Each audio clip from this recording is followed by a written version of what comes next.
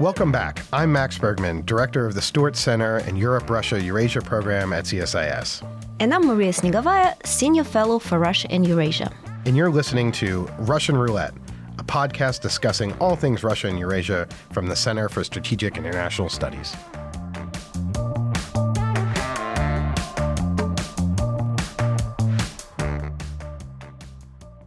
Hello, everyone, and welcome back to Russian Roulette. Today I'm joined by Maria and our two dear colleagues, Tina Dolbaia and Nick Fenton, to discuss some of the exciting things we've been working on. I was recently in Ukraine, and all four of us recently came out with a new report, along with one of our non-resident colleagues, Sam Bendet. The report is titled Back in Stock, The State of Russia's Defense Industry After 2 Years of the War. We're thrilled with the reception of the report. It's received a widespread coverage from the Wall Street Journal, from The Economist, and in particular, the report highlights the fact that China is playing a central role in supporting Russia's defense industry and has really helped revive Russia's war effort. So let's jump right into the conversation. May I start by actually asking you? You were recently in Ukraine, as you mentioned, thanks to a trip organized by the CSIS Congressional Affairs team. And by the way, I think it's very important that high-level U.S. representatives go and support Ukraine. Could you tell us about your impressions? Who was on your trip? Where did you go? And what were some of the main takeaways? And was it really scary given the constant attacks by Russia? Yeah, the trip was organized, as you mentioned, by our colleagues at CSIS, and the timing could not have been better because it happened when Congress was on recess. So a week before the supplemental passed, it was a bipartisan delegation led by Senator Joni Ernst and then 5 other members of Congress. And it was 3 Republicans, 3 Democrats, and really brought home, I think, to many of the members of Congress, but to me as well, the urgent need for support for Ukraine, but also the increasingly difficult situation that Ukraine was facing. Now, if you go to Kyiv, you experience the fact that the capital is bustling. The economy looks like it's doing quite well. We talk about Ukrainian reconstruction, but the economy, they're doing reconstruction as we speak. But you also get the real sense of anxiety. There are airstrikes happening nightly. Everyone has an app on their phone that goes off at night, and many people, I think, now just mute it, including me the first few nights. And any time a Russian bomber takes off, the country knows about it. If you're a family with small kids, you may not be taking any chances and then moving the kids every night. So people aren't sleeping well. I think there's a general sense of anxiety. We met with a number of ministers, including in the energy sector, and the situation was becoming increasingly dire. And I think one of the interesting things from that conversation was one of the foremost experts now on Russian missile and drone attacks is actually the energy ministry, because they know about the different types of missiles and drones that Russia is firing, the tactics, techniques, and procedures that the Russian military is employing, and the damage that they can cause to infrastructure. And the Ukrainian energy grid is now really struggling to hang on. There's a lot of speculation heading into the winter that Russia would try to overwhelm Ukraine's energy infrastructure, much as it tried to do in the winter of 2022 and 2023. And that didn't really come to pass. And one of the reasons for that, I think that's speculated, is that Russia was waiting for the air defense munitions to begin to run out. And that's now happening. And Ukrainian air defense is getting overwhelmed. Russia's doing double tap strikes. So they'll strike a power plant or substation. You'll have first responders come. And then an hour later or a certain time later, where there's actually people there, then suddenly, boom, there's another strike. And particularly if you're further east, you don't have a lot of advanced warning, even with the notifications from that app that I mentioned. So it's a country on edge, but it's also the sense that I got is very determined. We were in Odessa, and there was a meeting with the governor, and suddenly there was a loud boom, and it was air defense munitions going off, striking a Russian drone. And the governor nonchalantly said, we'll probably be hit by attacks tonight because that was a Russian recon drone. But the port is open. Grain is coming in. That's vital for Ukraine's economy.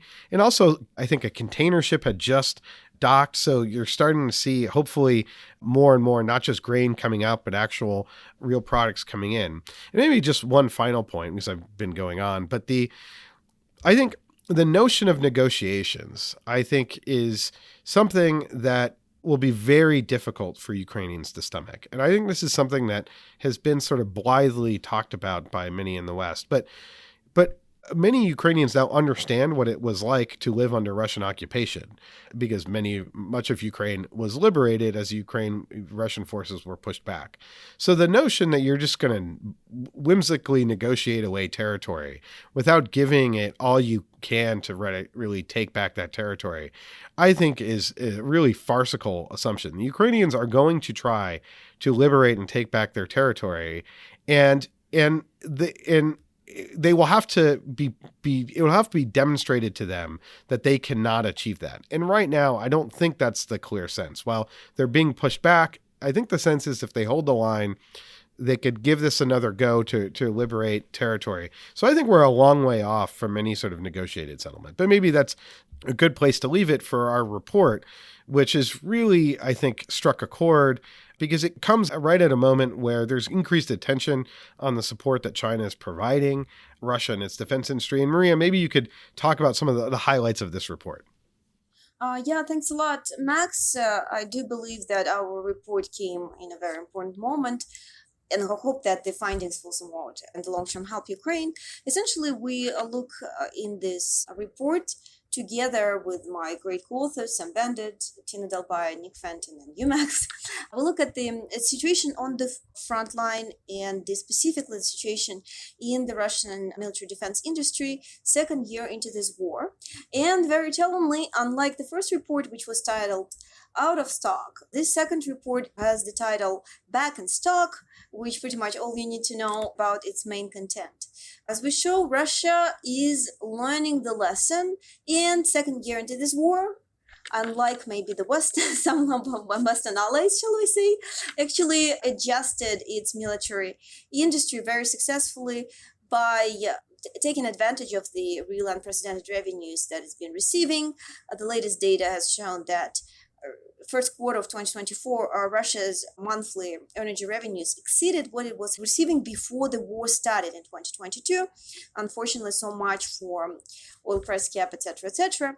And all of that money was essentially much of this money was directed into the military-industrial complex. We track in a lot of details, in particular the areas, the types of military production that particularly benefited from it. An important caveat is that we unfortunately had to rely on Russia's own data often because there isn't a lot of alternative statistics, which is also problematic. And it's kind of frustrating that we don't have more alternative sources of information. But beyond that, of course, we also see the situation on the ground. We see that Russia continuously strikes Ukraine, that there's tanks going to Ukraine, etc. So there's a lot of evidence that confirms some of the data. So key takeaways. The war is transitioning to a new stage in which both sides, but particularly Russia, are investing more in maybe lower quality production. In Russia's case, it's further intensified by the sanctions. Russia has to often rely on dual-use components that are not sanctioned as opposed to like more specified high-tech equipment. But in combination with Russia's really massive Soviet-era stockpiles, this abundance of dual-use components, which are imported from China, third countries, actually allow Russia to massively increase its production and send a lot of those weapons to Ukraine. We, in particular, look at types of weapons such as tanks, drones, missiles, artillery, and we find that in most of those dimensions, Russia is successfully increasing its production. And while maybe these are not maybe more sophisticated, wonder waffers, they nonetheless are delivering in the sense that, Max, as you probably have witnessed yourself, they are able to create this consistent pressure on Ukraine. And if you add to this situation the delayed aid package, unfortunately, we see right now that eventually the situation has translated in military advantage for Russia, specifically in the Donetsk region. Many analysts right now are talking of a very dangerous situation that's been forming for Ukraine. That is despite, I want to flag, the aid package that was finally passed by the US Congress. So this is the key takeaways. We essentially need to do better if we really want to counter Russia's unjustified aggression in Ukraine. Tina, let me turn to you. Tina Dolbaia is a research associate on our team at CSIS and was one of the driving forces behind this paper. Tina, maybe you could talk about what made this paper unique. How did you go about the research? How did we track down and find some of this trade data? Maybe you could talk about some of the methodology behind it. Of course, happy to hop in. I think what makes this report very thorough is the fact that we worked with supply chain and trade data analysts, and we compiled a very comprehensive list of dual-use items that we called key military goods that Russia requires for its war effort.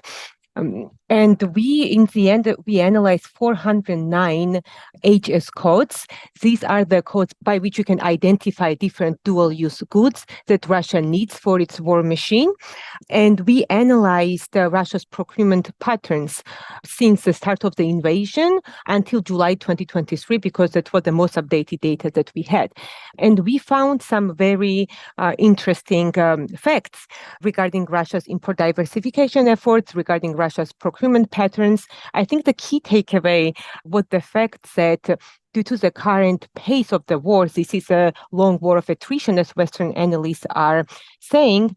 Russia has, and due to the export controls and sanctions, Russia has pivoted towards more commercial goods and items than very specific military ones. As a result, their supply chain and procurement patterns have also changed because there are so many companies, foreign companies that Russia is importing from, that you usually have purely commercial footprint. So they usually produce civilian items, but as war has shown, Russia has been using these civilian items for their war effort in their tanks, drones, missiles, etc. And also, the most interesting part was Russia's relationship with China. Officially, China has not so far provided weapon systems to Russia, but China has provided so many dual-use components. Most of them are sanctioned, but there are some that are not usually under export controls. And these components have seriously helped Russia's defense industry to refurbish their old systems. As Maria has highlighted, Russia relies on its old stockpiles that need to be refurbished, tanks, missiles, etc. And these components, the continuous flow of these components from China helps Russia to rebuild its old weapon systems. And it was in our trade data, it was especially apparent that China ramped up its supply of dual-use items to Russia after a ship-putting meeting in March 2023. Basically, the imports from China skyrocketed. It was also very interesting to see that top suppliers of goods into Russia were actually mostly commercial entities, and those entities that were founded, that showed up in trade data in March or shortly before, which also indicates that these are most likely shell companies.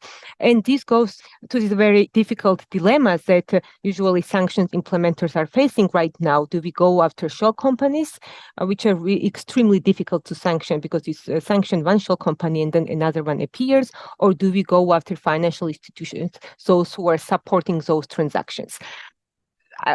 This is what our report highlights, and I think that is what makes it very unique and also very thorough. So I do encourage everyone to take a look at our methodology, to take a look at our findings.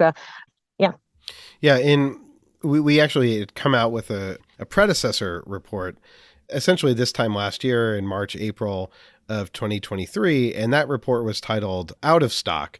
And it noted that sanctions had caused a real problem for the Russian defense industry. Russia was running short of a lot of Western-made machine tools and other technology that was really vital for its defense industry. What I think the work that you and others, and I guess we all have done, has demonstrated that really Russians went and they turned both to China, but then there's also been huge amounts of exports into the Eurasian Union. So a lot of the Central Asian countries and others, that if you're a company in the West and and you get a big order from Kyrgyzstan. You're like, okay, great. And so suddenly we've seen huge exports skyrocket. And it shows some of the weaknesses of the sanctions enforcement and also how China's enabled Russia to get around sanctions.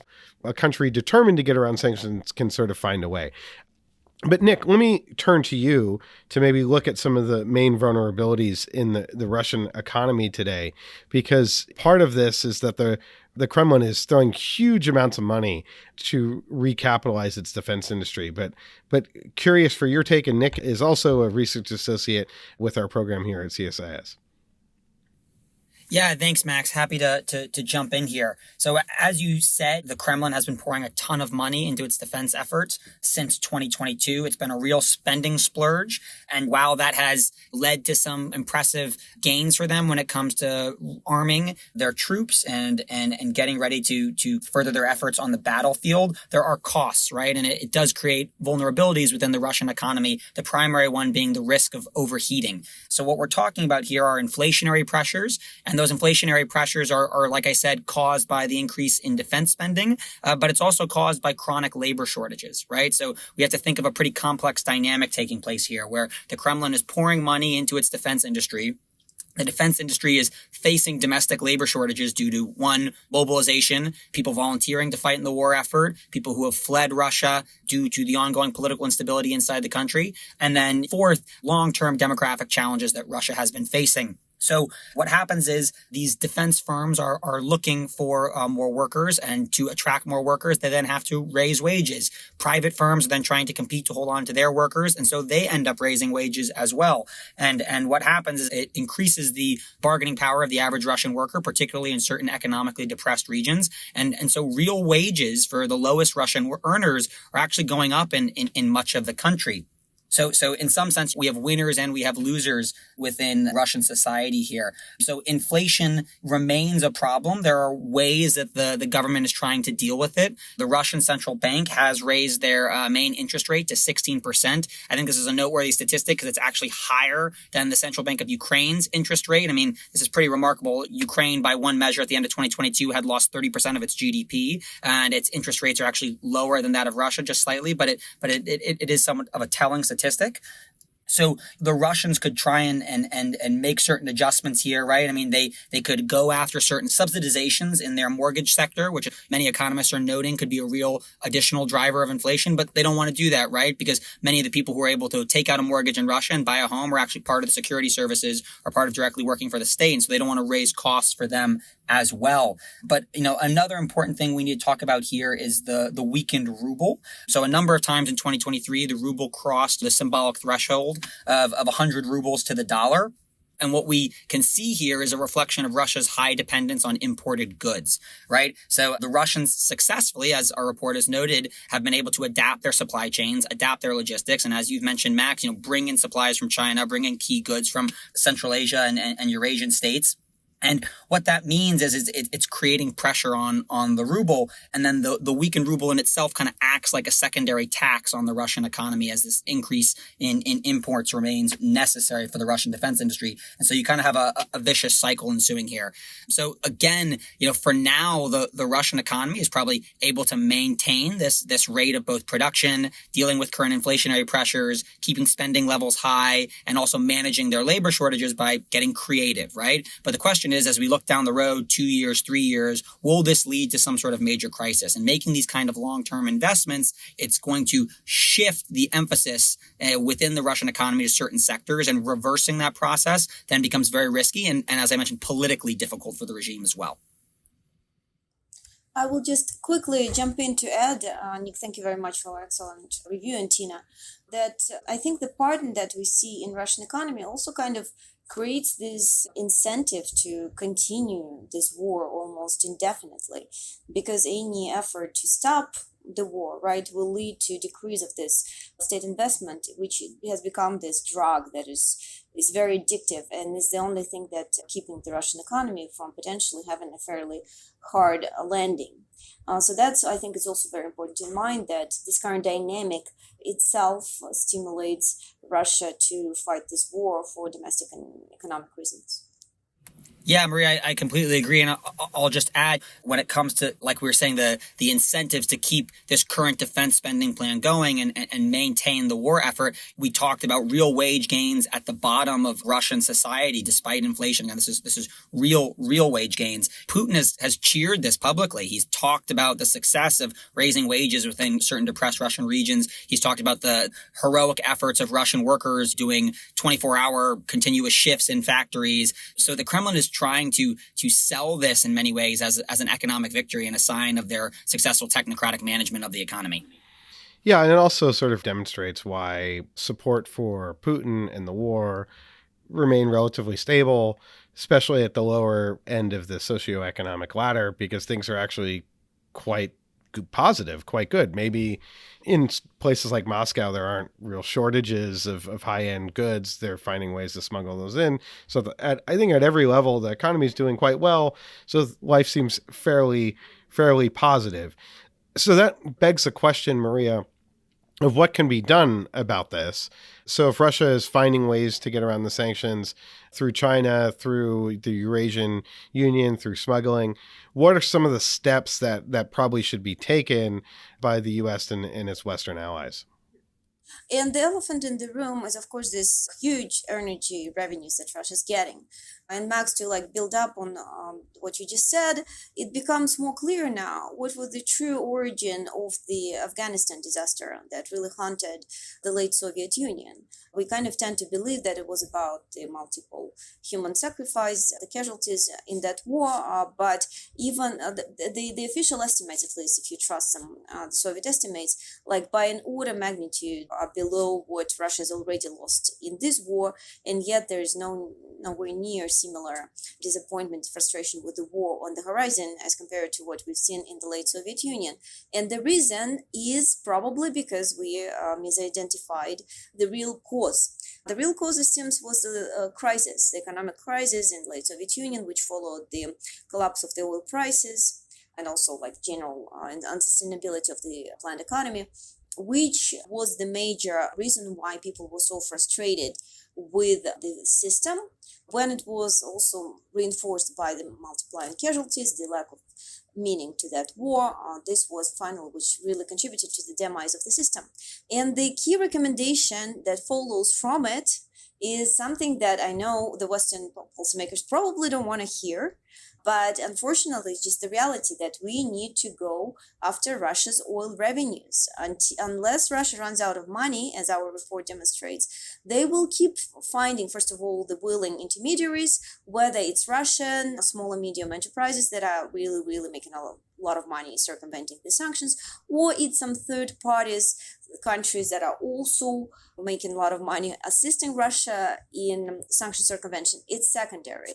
The key cause here is that Russia has the money to pay these willing fellow travelers, and it will keep doing this. There are a couple of ideas as to how to go after Russia's orange revenues. In particular, in our report, we cite the group by Yermak and Makful, the sanctions group that I'm also a member of, that has come up with a number of various ideas. But overall, we should be focusing probably on increasing oil production by countries like Saudi Arabia, for trying to push the oil price down. If we really want to have an effect, obviously oil price cap is not enough. There are ways to make the oil price cap work again, because right now one of the reasons it's not working is that Russia invested in the shady fleet that helps Russia circumvent the oil price cap. There are all sorts of environmental regulations, for example, that can help push Russia's maritime trade back into the light, so to speak, quote unquote. But so far, the West has essentially refrained from actively adopting those tools. We also talk, of course, about the importance of closing sanctions loopholes, enforcing existing export controls. One really promising avenue in that regard is actually using financial systems, specifically targeting banks supporting Russia's sanctions circumvention, which would be potentially kind of alternative to cutting down Russia's revenues, because essentially it makes Russia unable to pay. And given the dollar dominance in the international financial system, I think this is something that's really underexplored right now by the Western policymakers, and we should do better. There's certainly Tina has spoken a lot about how third countries, the countries of the global south, play a really important part in this role by assisting Russia with getting the components that otherwise would not be available. So certainly we need to do better collaborating with these countries and trying to them essentially for them to support the right, to convince them to support the right side in this war. Last but not the least, a hugely important recommendation, of course, is to reinforce and much more regularly provide Ukraine aid assistance.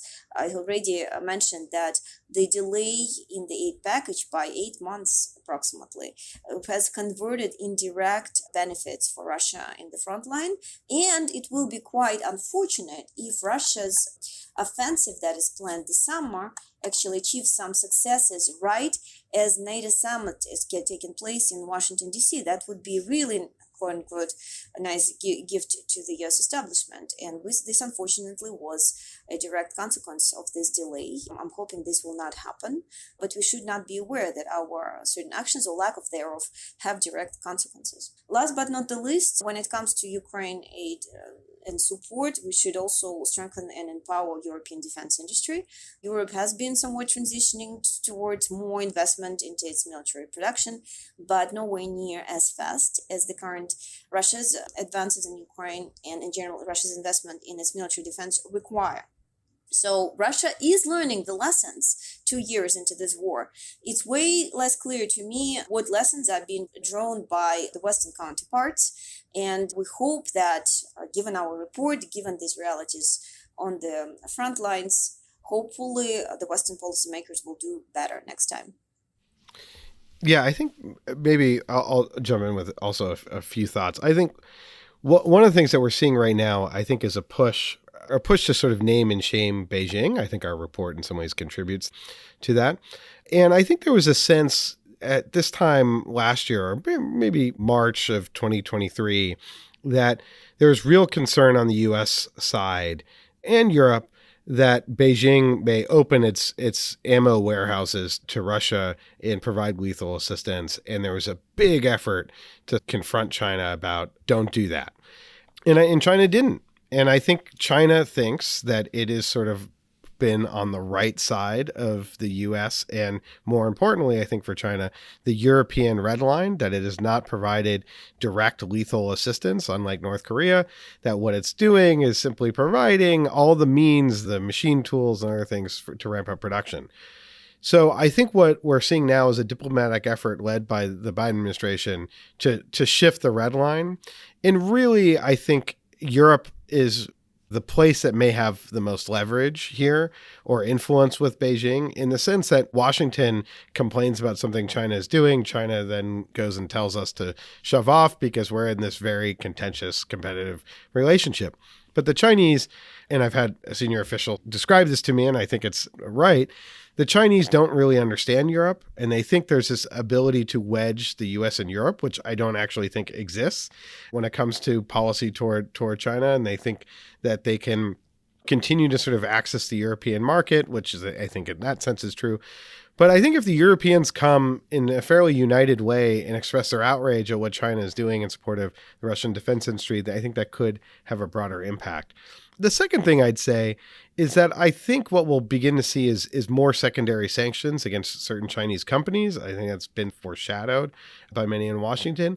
But then also the weaknesses of European sanctions regime. The enforcement is done not by the EU, but by member states. And we're seeing very varied enforcement and begin to name and shame many of the companies that are skirting sanctions through cutouts in the Eurasian Economic Union. Maybe the last point I'd make before turning it over to Tina to get her thoughts is that I think you can sometimes read this report and say sanctions don't work, so why bother? And I actually think that that's the wrong way to come at this report. The way to come at this report is, well, Russia has responded to our salvo of sanctions. So now we need to think about how we are going to strengthen them, because I think the way to view sanctions is that it's a form of economic attrition, just as providing a single artillery shell to the Ukrainians isn't going to end the war, but what it's going to do is attrit the Russian forces. And so we are in this total war of attrition, both economic, military, diplomatic. And the economic front is very important. And as Nick noted, that the Russian economy is running quite hot. There's probably ways to disrupt that. But any time that we disrupt a Russian supply chain for Russian munitions and it increases cost of those munitions, increases the time it takes for Russia to produce those, is beneficial to Ukraine, and it's something totally worth doing. And I think just on the Russian energy sector, I completely agree.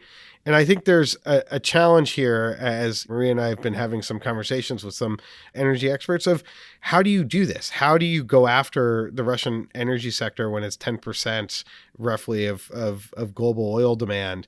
And how do you take Russian oil off the market without causing a huge price shock that then basically means that all the oil that you've taken off the market, Russia still benefits because it's now having higher prices? And I think there's ways to do that. And I think right now the administration is just not wanting to really think about it because it just wants energy prices to be low because we're in an election season. But I think it's time to really put our heads together on how to squeeze the Russian energy sector, because the oil price cap that we've talked about on the show has had the impact, but that impact has really faded and now is basically not having any effect, and is in some ways causing a more dangerous ecological situation.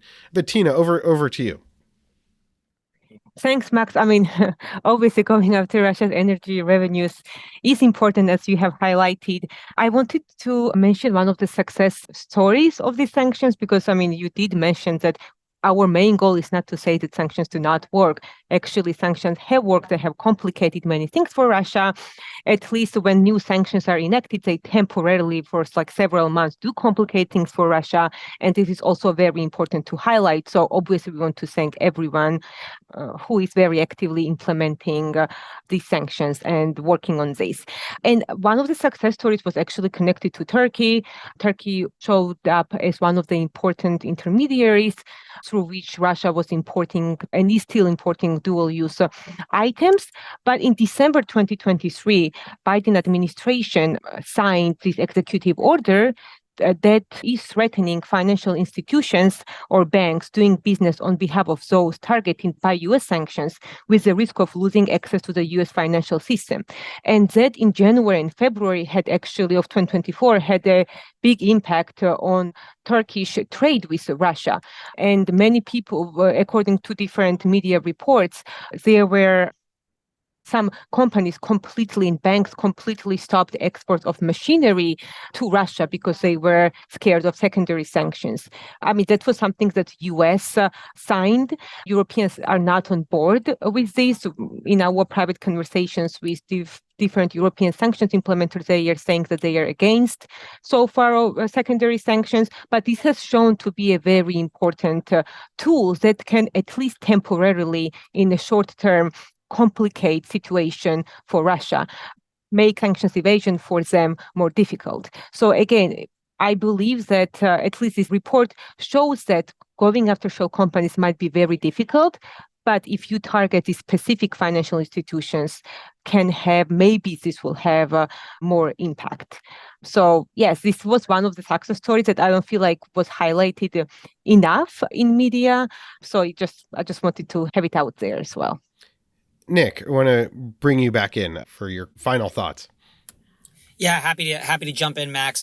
I think this question of effectiveness of sanctions, it's something we've talked about before. There's obviously been a lot of discussion of this in the media and in expert conversations.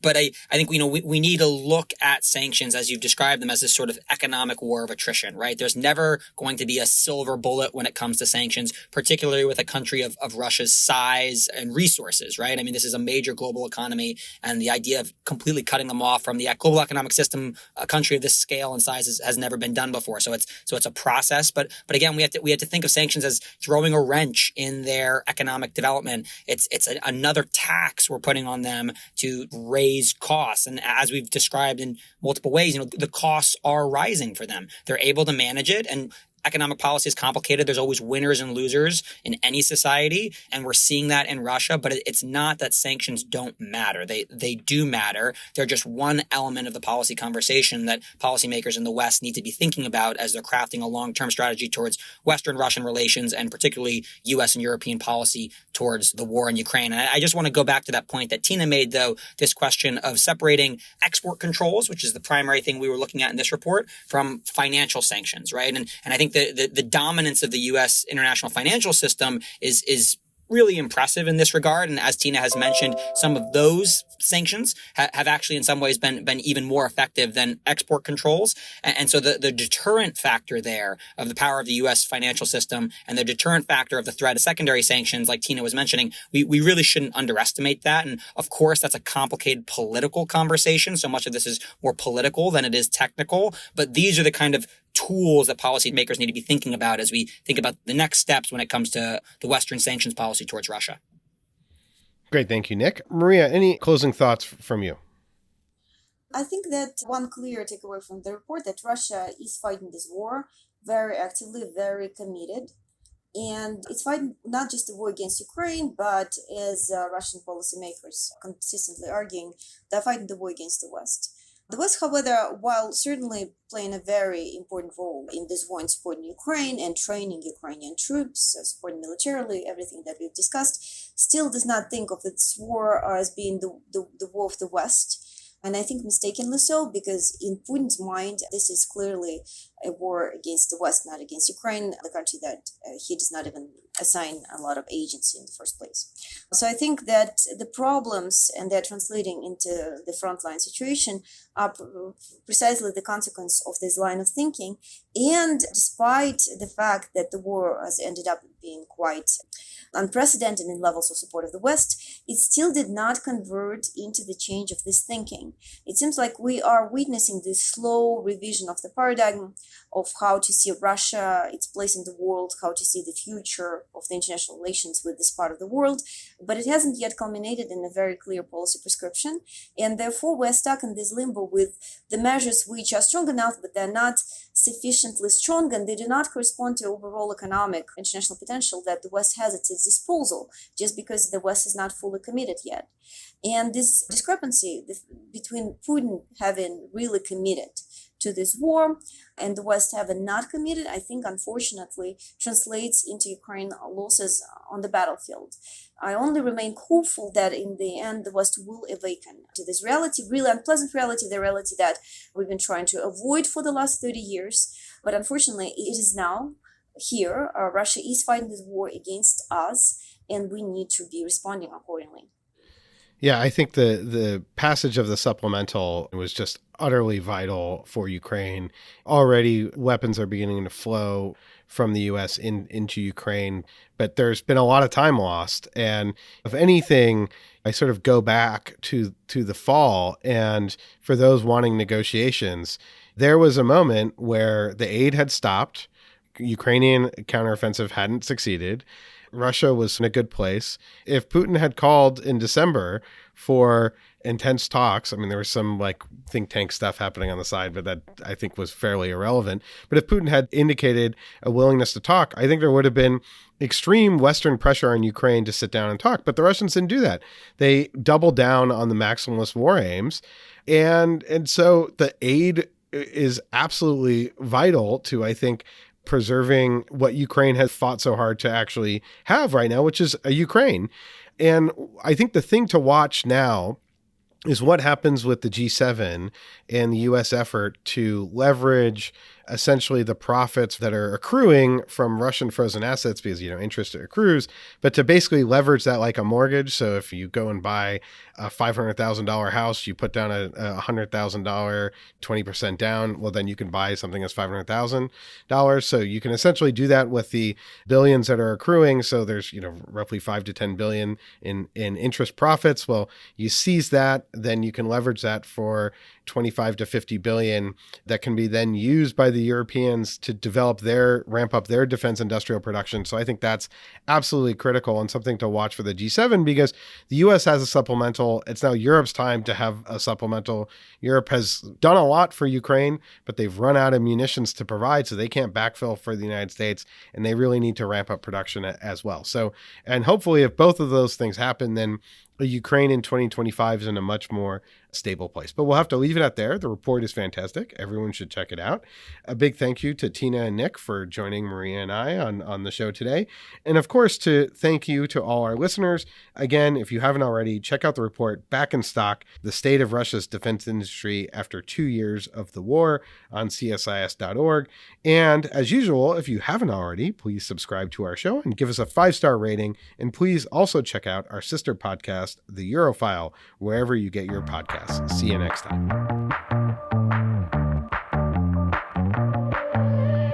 You've been listening to Russian Roulette. We hope you enjoyed this episode and tune in again soon.